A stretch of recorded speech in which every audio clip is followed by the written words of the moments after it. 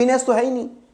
Happiness क्यों नहीं है? हैप्पीनेस इसलिए नहीं है क्योंकि हम सोचते हैं कि ज्यादा वेल्थ क्रिएट करने से ज्यादा हैप्पी होंगे।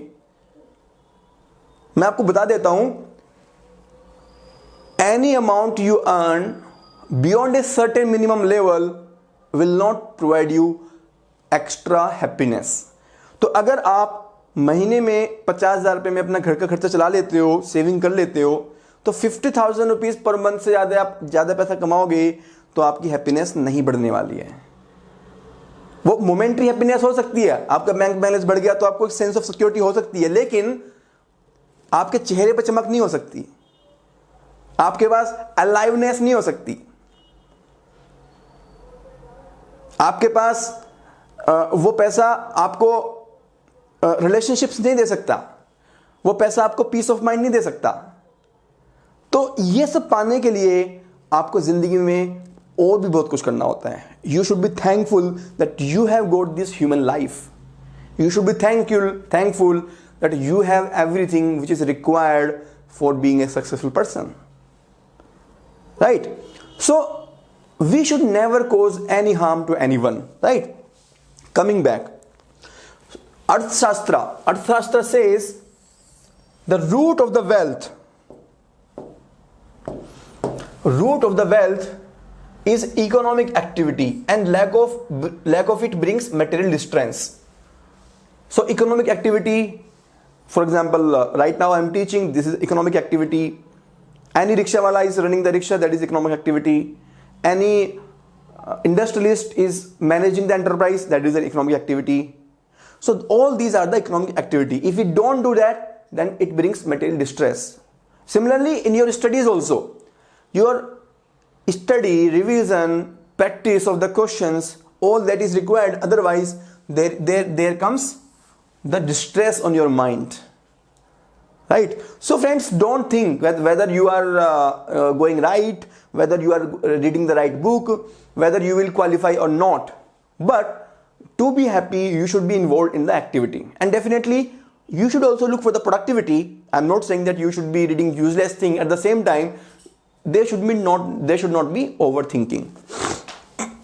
In the absence of fruitful economic activity, both current prosperity and the future growth are in the danger of destruction, right? So अगर आप आज की स्टडी नहीं करते हो तो आज का भी आपका दिमाग खराब होगा और फ्यूचर में भी आपका रिजल्ट खराब आएगा, right?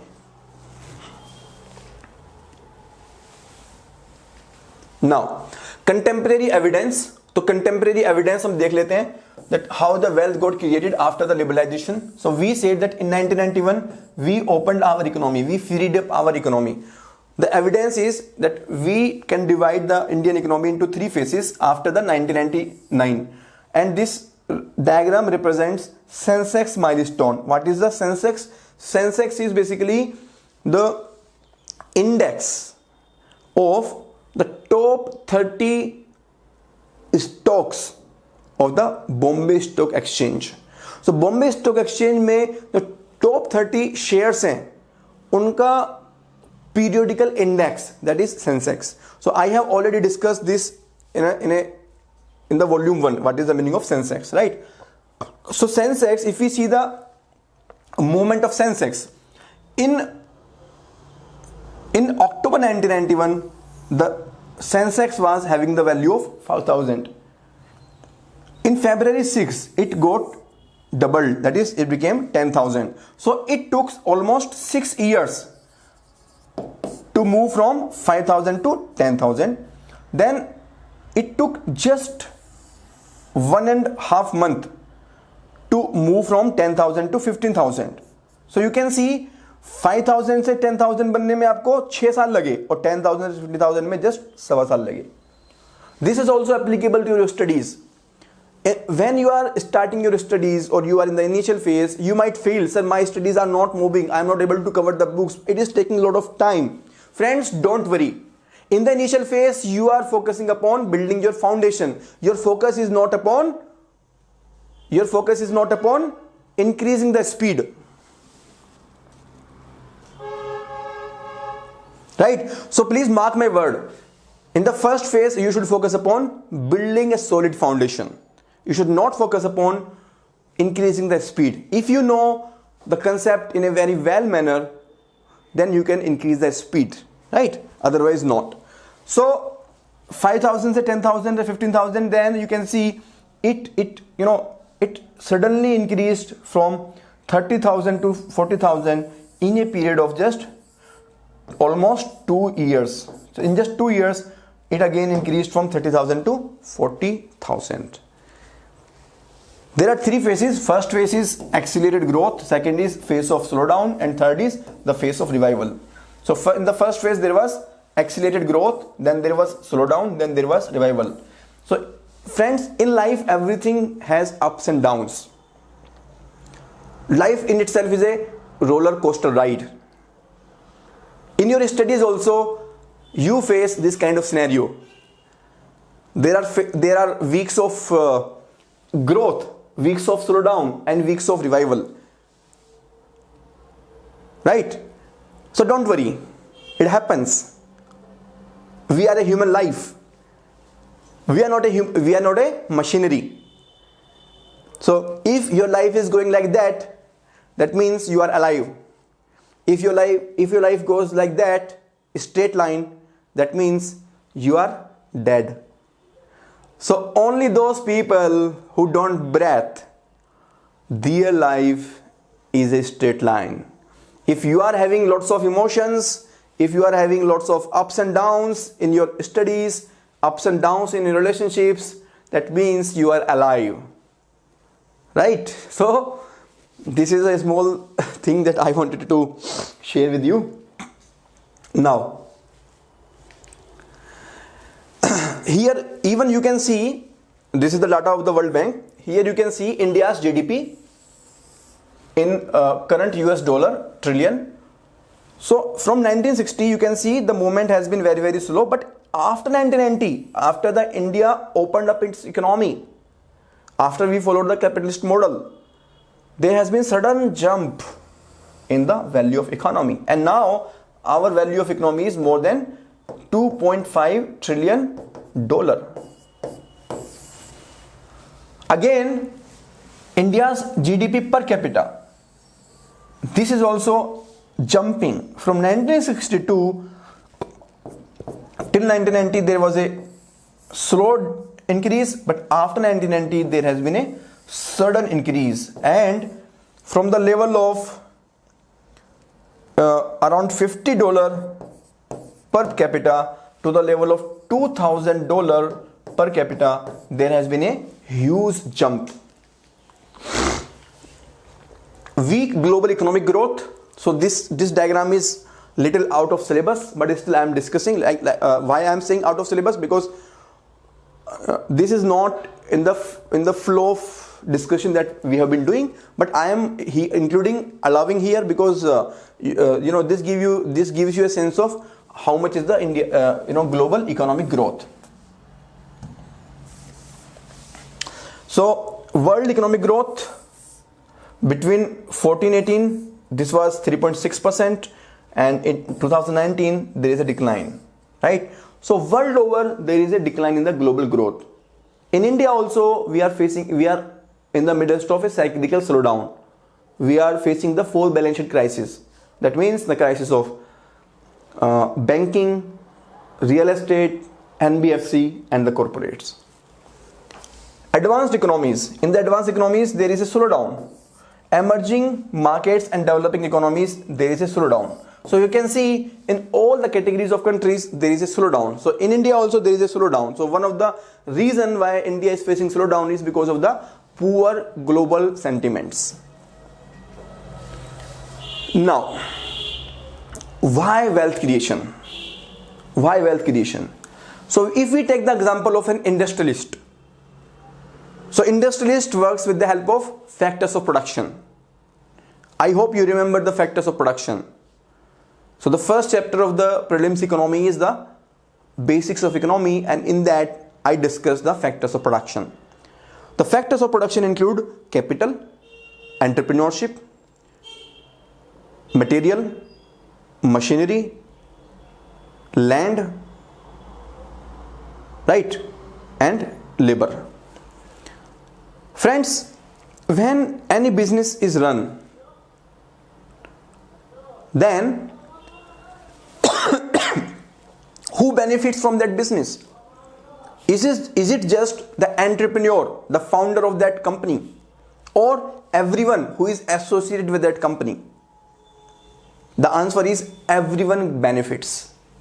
If there is a profit making company, it will provide a high amount of salary to the employees. So the families of the employees will become happy.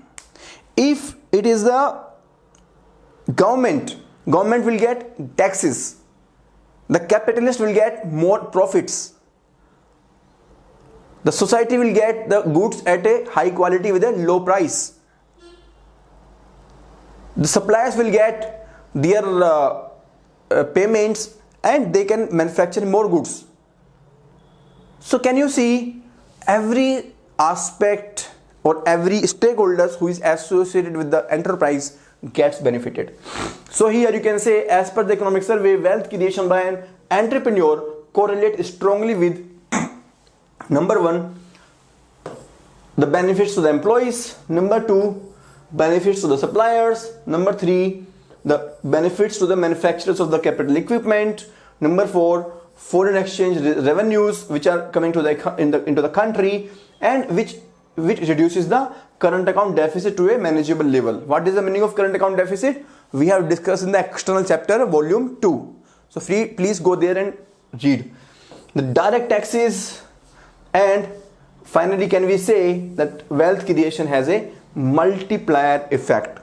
So while wealth creation, because it has a multiplier effect, it benefits everyone who is associated with the business. Now, before moving ahead, let us understand what is the meaning of capitalism and what is the meaning of invisible hand. So these two terms are very, very important. Materialism, capitalism and the invisible hand. Friends, capitalism, there are certain principles. First, there is private ownership.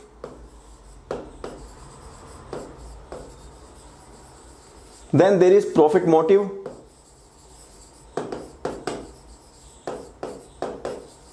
Then there is interplay of demand and supply forces which help in deciding the prices, right? So prices are determined with the help of demand and supply. And there are two classes.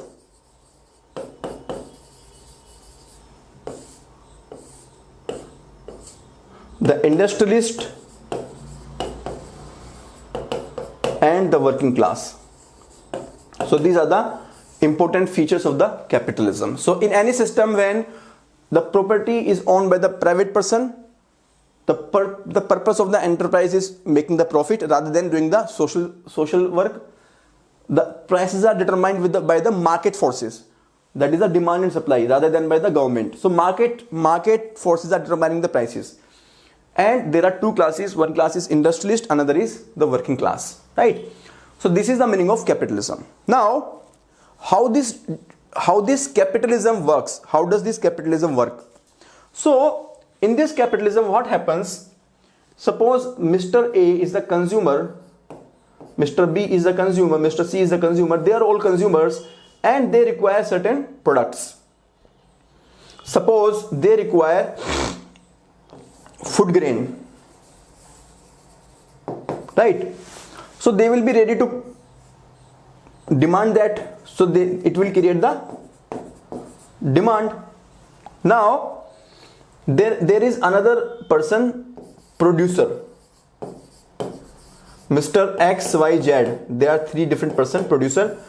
So because there is a demand, therefore the consumer, they will be ready to pay the prices. So these producers, they will produce those goods from where they can get the prices. So they will start producing these goods and start supplying, right? And ultimately the prices of these goods, they will start coming down because now the supply has started. So initially there is demand but not supply, so prices may be high, but later on when supply starts, the prices can come down, right? Now can you see When producer is supplying the goods, it is earning the profit, so it is working for its self-interest.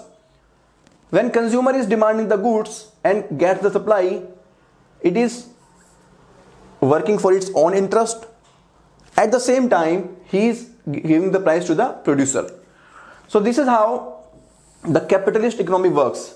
The people are interacting with each other based upon the forces of demand and supply, and this price is determined based upon the demand and supply forces. Now, how does the invisible hand work? So, in this example, apparently it looks as if Mr. A is working for his own interest, Mr. XYZ is working for own interest. But ultimately, while they are working for their own interest, in the process, they are contributing to the another person also. So, while they are working for their own self-interest, in the process, they get to contribute to the other person also, and that is possible only through the law of demand and supply. So, this is how the invisible hand works, and this principle was given by the father of economy, that is the Adam Smith. So, Adam Smith, early economic theorist and enlightenment thinker, the father of capitalism. In 1776, he wrote one book, The Wealth of Nations, and he discussed the concepts like role of self-interest, function of markets. So this is the market. This transaction is happening inside the market. The laws of supply and demand. These laws of supply and demand we will discuss as part of the microeconomy in the static part. The concept of invisible hand, the market will regulate itself. So can you see over here, when the supply is increasing, the prices start coming down. So market is regulating itself if the producers and consumers are left to act in their own self-interest. So when the ABC and XYZ, they are left to act on their self-interest, there will be settlement of a price which is beneficial for both the supply and the consumer. Right? So there is no government intervention. It is a free economy which is playing out. So this invisible hand work in the free economy. There is no government intervention. And it gives optimum output. It allows optimum allocation of resources. Now you can see invisible hand. So in the invisible hand, the competition. So competition between the suppliers. If one supplier is supplying at a high price, another supplier is supplying at a low price, then ultimately the consumer will buy from the low price supplier, and the person who is supplying at a high price will have to reduce the price. So who will get the benefit? The consumer will get the benefit, and in the process the quality of the goods will also improve, because the consumer has a choice to buy the goods from two different suppliers, right? So there is a competition and self-interest. They act as an invisible hand that regulates the free market. So the government is not regulating the free market. It is the competition and the self-interest which act as the invisible hand. Profit-seeking producers, they will make more goods. So producers who are seeking for more profit, their self-interest is in the form of profit. They will make more goods. Needs of the society are automatically met when they produce more goods, right? Government do not get involved. So regulation is self-regulation. There is no involvement of the government. Competition keeps the quality high and competition keeps the prices low.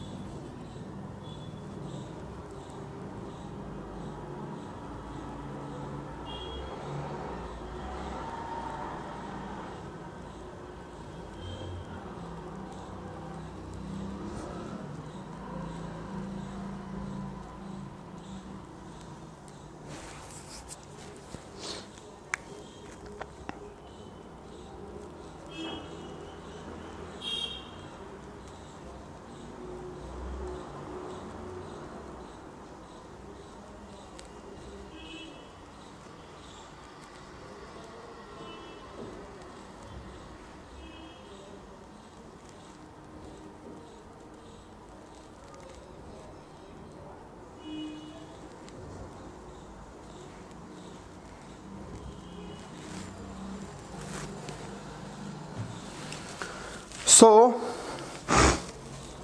wealth creation through invisible hands of market, or how the wealth creation happens. So how the wealth creation happens through the invisible hand of market.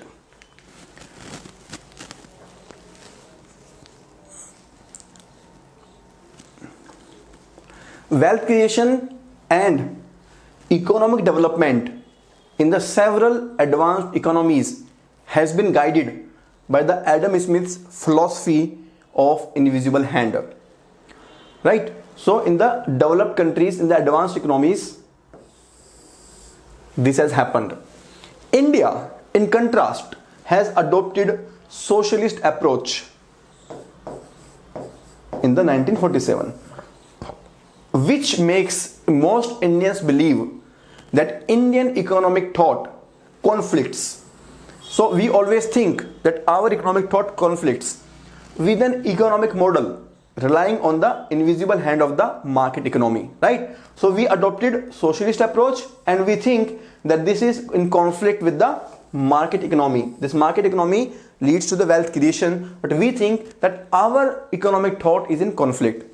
Thus, skepticism about the benefits accruing from a market economy still persists despite India has embraced the market model that represents our traditional legacy. So we adopted market model in 1991, and traditionally also it has been persisting for a long time in the ancient India. Our traditional economic thinking has always emphasized enabling market. So we always emphasize that the market should be enabled and eliminating obstacles to economic activity. For example, stakeholders model existed in India as is discernible in Arthashastra. So in the Arthashastra, stakeholders model existed, which said that entrepreneur, worker, consumer, they share the prosperity. So it is not only the entrepreneur but also the worker and the consumer who share the prosperity. The evidence since 1991 shows that enabling the visible hand of market, that is increasing economic openness. So in 1991 we opened our economy,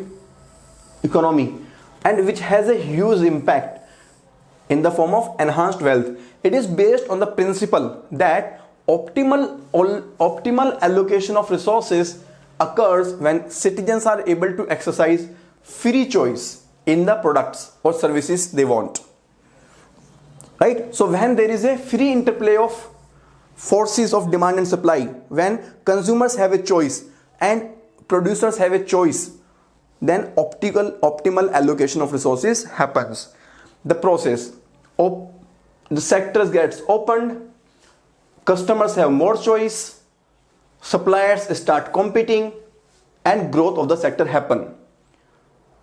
Now this process we can see in the form of many examples. So the point is that there are a lot of examples which have been given for every point that have been made out in the economic survey.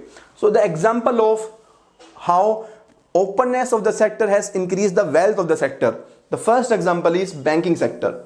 So in 1991 we opened the banking sector and we allowed the entry of the private sector. We gave them the licenses, and because of that the credit growth increased. So we can see increase in the domestic credit to GDP after entry of private sector banks. So in 1960 we can see, and the entry of private sector was very weak, right? Here in 1990 entry of private sector bank was allowed, and we can see that domestic credit has been increasing at a very high level till 2020. So in the last 30 years, after the entry of the private bank like ICICI, HDFC, the domestic credit has been increasing. Similarly, this mutual fund sector, it opened up in 2003 after the breakdown of the UTI. After the breakdown of the UTI, the mutual fund sector opened up in 2003, and after 2003 there has been a huge growth. So this is the another example how the economic openness has contributed to the increase in the wealth of the sector. Now there are two different type of sector. One is the open sector where free competition is allowed, For example, the steel sector, the cement sector, and there are closed sectors where there is no free competition. There is PSU, public sector undertaking monopoly. For example, Coal India. So companies like Coal India, they are monopolizing, and this example is coal. So you can see the growth of steel and cement, which are the open sector, their growth, the annual growth rate is approximately 7%, and the annual growth rate of the closed sector is below 5%. So the opening of the sector increases the wealth. Again, another example is the open sector in the transportation, that is the road and the railway. In terms of freight traffic, in the road sector there has been a phenomenal growth, and in the railway sector, this purple, there has been very poor growth. In the passenger traffic, in the road sector there has been phenomenal growth, and in the railway there is very slow growth. So open sector versus closed sector, there is a huge difference in terms of the wealth creation which is happening in these sectors. The given figures previously suggest that openness in a particular sector leads to higher growth of the sector vis-a-vis the closed sectors. So this is very clear, very visible. There is no doubt about it.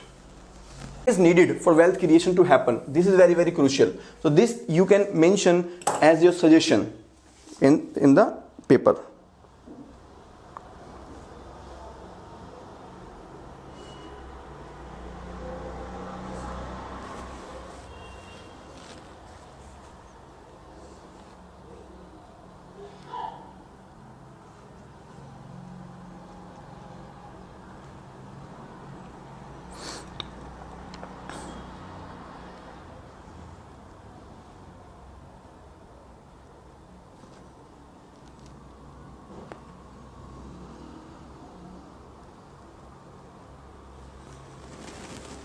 First, enhancing the efficiency.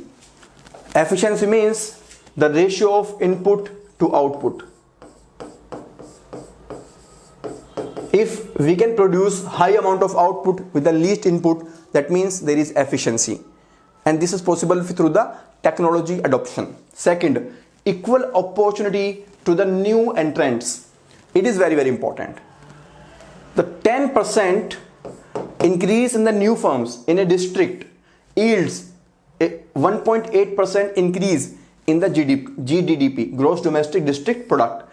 So new firms means there is high GDP. So we should be providing equal opportunity to the new entrant.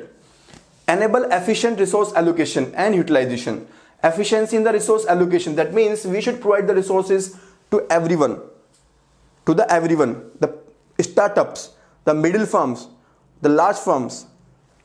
So it will facilitate job growth, it will promote trade growth, it will provide consumer surplus through product variety, and increases the overall boundaries of the economic activity. The freedom to choose for the customers. So customers having more choice increases the wealth. First is efficiency, second is equal opportunity, third is efficient resource allocation, and then we have freedom to choose for the customer. Next we have vibrancy of economic opportunities.